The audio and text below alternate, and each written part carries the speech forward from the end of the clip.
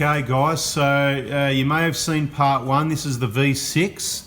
This is the second part. We're going to have a good look underneath the vehicle and see if there's any differences. As I mentioned, that fuel filler hose, in case you've missed it in other videos. It's important on all vehicles. It is super important on a petrol. Why is that? Because the diesel ones, they go a little bit hard and they can weep a little bit, usually at that end over there at the red end. I'll call it the red end because there's a bit of red there.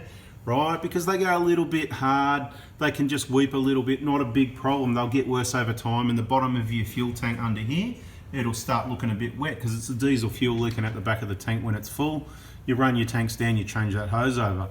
On the petrol, it actually cracks. You could be on a trip and it'll actually crack open, pour unleaded fuel out, which is a lot more dangerous than diesel fuel, so beware of that. The things at the back we should check for is if there's any play in the bearings as well, same as the front.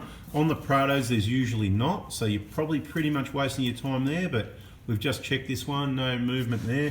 Your best bet on the rear bearings on the Prados is you got to listen to them when driving, and if you want to change them as prevention, I'd recommend around the 350,000 k's at the moment for the rear of the Prados. If you want to do it as prevention, you don't need to do that if you don't travel remotely. No play on this side either. Like usual, check your brake pads. We've got that in other videos. We won't go into too much detail. Obviously, change your diff oils. This diff here every 40,000 k's. So check your pads. What else do we look for under here? You can see the exhaust. Oh, it looks like there's a little bit of exhaust pipe missing there.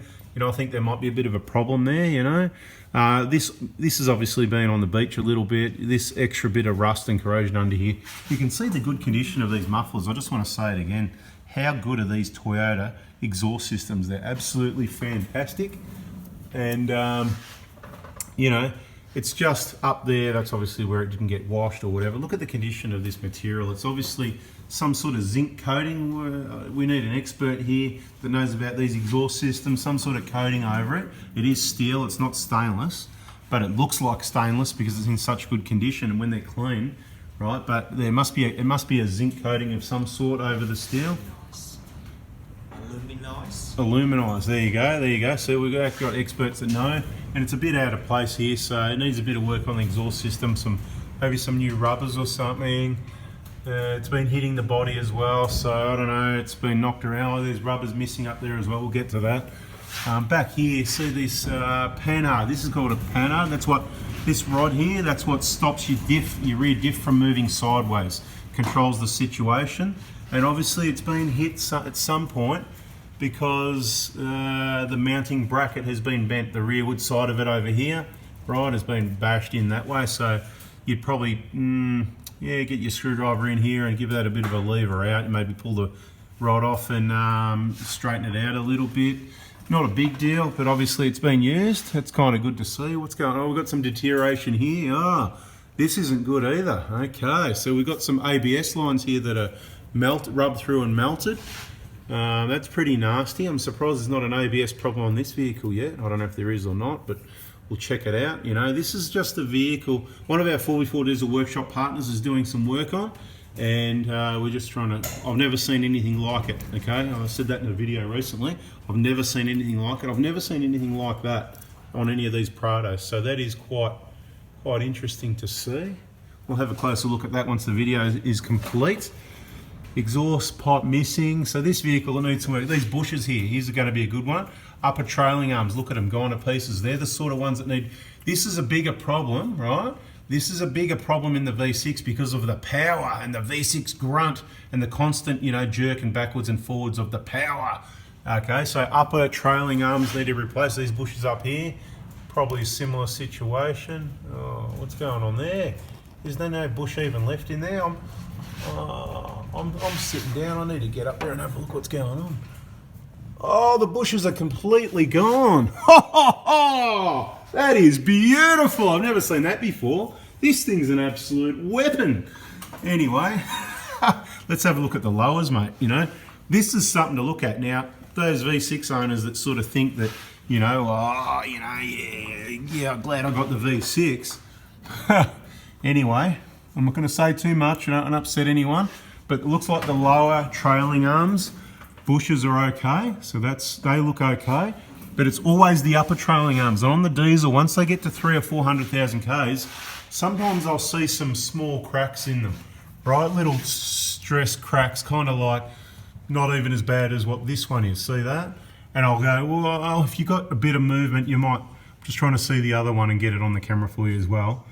Not as bad as the other side, but wow, that's completely gone, that bush. That's bizarre. Look at that, guys.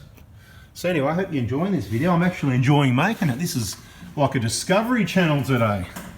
Anyway, bit of rust under the fuel tank there, full of sand and everything. I'd recommend taking that off and cleaning it out. There's quite a lot of layers of sand in there. That's terrible.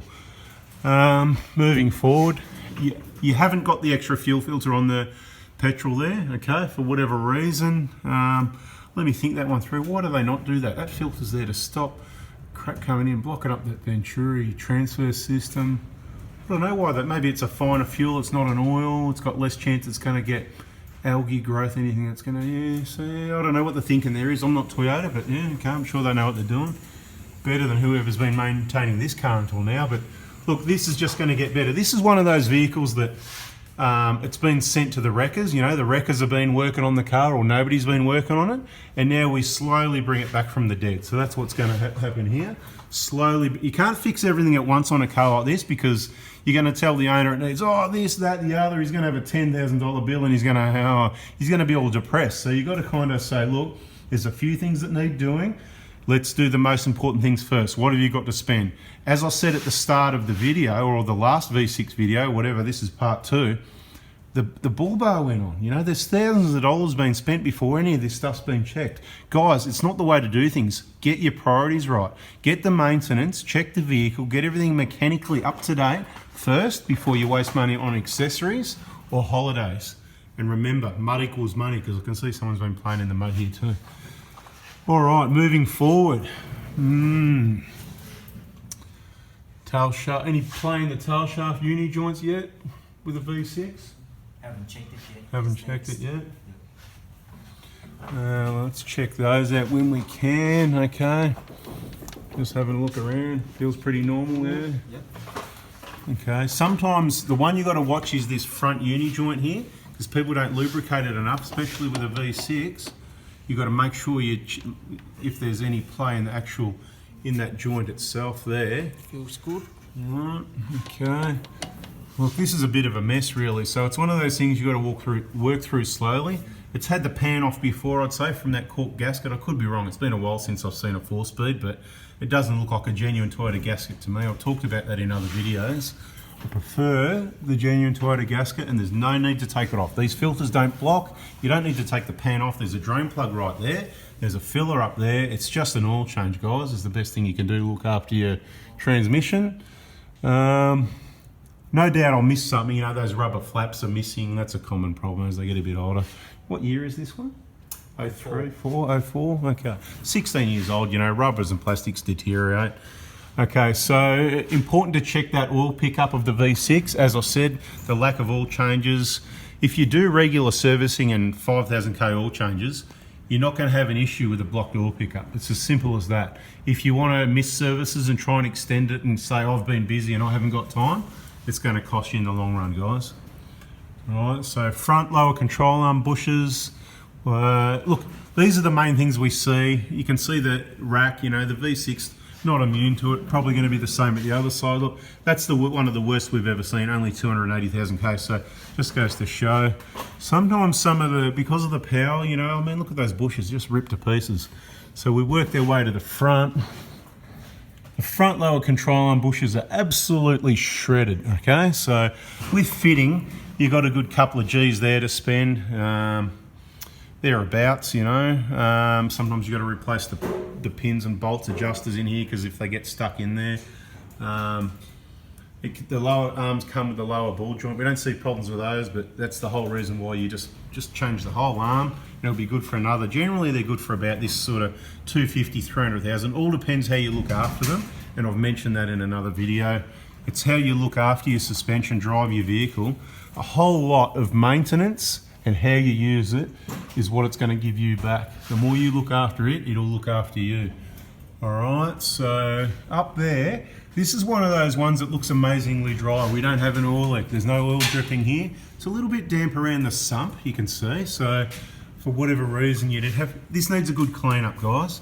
This needs a good cleanup before we can even really see what's going on. But look, hopefully those 2 videos have given you a real eye-opener and a bit of an insight as to what sort of things you need to look for on the V6, or perhaps even if you're purchasing one of these and they're a bit older, the condition, things you need to look at.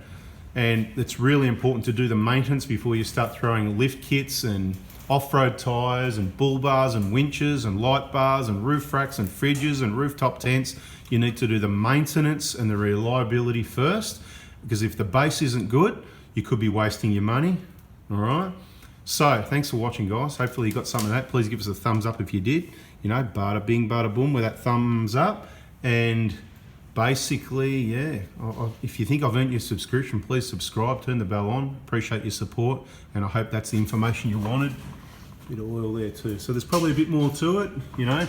That's 20 minutes and some planning for you. Enjoy, guys. Thanks for watching. See ya.